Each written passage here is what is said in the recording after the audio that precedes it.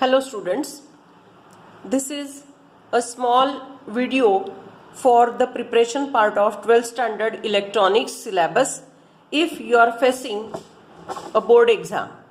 After the completion of your English paper, physics, chemistry and maths question papers in the board exam specifically from Maharashtra state, then if you had selected vocational subject electronics, so here I am giving you a small assistance if you are having any doubt as how to prepare for electronics at the last moment.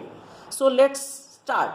How to prepare for the syllabus part of electronics? Yes, you might be knowing as after the board exams, English, physics, chemistry and maths paper routine, there is always a gap of 8 to 9 days, and after that the electronics papers are scheduled. So how to utilize the time that you have in your hand, even though the preparations for CET exam are still to be continued.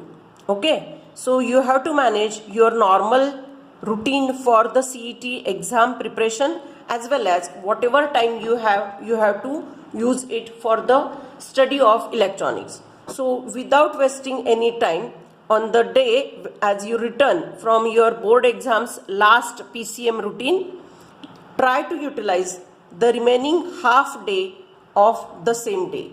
So this way you can use the paper 1's study of IC's topic for the preparation. So start with the IC 555, its pin configuration, draw block diagram, write down its features, read the working as well as the construction features of IC 555, go through this block diagram, then try to study IC 555, how it can be used as a timer. That is the most useful feature as monostable multivibrator, that is the timer IC. Then you can draw the diagram using pin configuration as well as the block diagram. Then try to note down its working as well as try to focus on the working key points of IC 555 as timer, as it doesn't need any type of extra effort because it's very simple, and in easy way, in interesting way, you can go through this MMV working. You have to draw waveforms, you have to note down formulae. Then the same way for a stable multivibrator, you can draw its diagram, pin configuration as well as block diagram.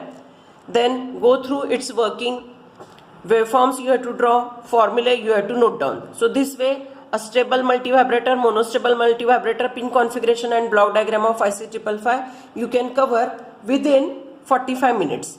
Then after that you have to discuss the pulse amplitude modulation part, that is pulse amplitude modulation, pulse width modulation, pulse position modulation. These three circuits based on a stable as well as monostable working of IC 555. So that you have to cover up. It is again a very simple circuit part where only introductory part is included in your syllabus.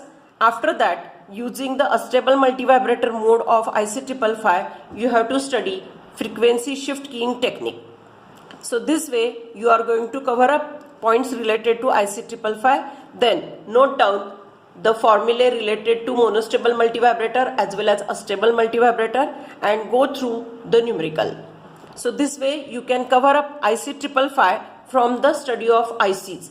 Even though there are 3 ICs mentioned where you have to study these 3 ICs as IC 555, LM317 as voltage regulator and IC 741 as operational amplifier. Here only I am suggesting to study IC 555 on the day 1's half day session. Then you can go through the second topic, which is a smaller one but a theory conceptual topic, that is the transducers, that is nothing but sensors. So first you have to note down the definition, its classification, whether active, passive transducers, primary, secondary, analog, digital type, whatever discussion that is given. So accordingly you have to classify transducers, sensors. Then the selection criteria, after that different types dependent on what type of electrical parameter it is going to generate, by sensing non-electrical parameter. So such types, resistance, capacitance, inductance, that you have to concentrate on. After that, you can use the concept in each type of transducer. As the first one, thermistor, as it is a temperature transducer, definition of transducer, symbol, its type, whether it is active type transducer or passive type, construction, material used, its working, features, uses. So this way you can cover up the first transducer as thermistor. After that, the piezoelectric transducer, LVDT, both are pressure type transducers. Their working diagram, advantages, disadvantages. Then light transducers, there are two, LDR, optocoupler. Again you have to draw their working, the material used you have to note down, and their uses where they are applied. Then the displacement transducer as capacitive and capacitance type transducers.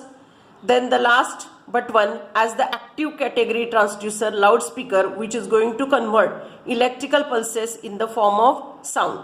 And last one as the gas sensor. This way you can complete 2 topics on the day 1. So this is a little guidance so that without wasting any time you can prepare for 2 topics on day 1 as study of ICs and transducers. So start preparing for these 2 topics. Thank you.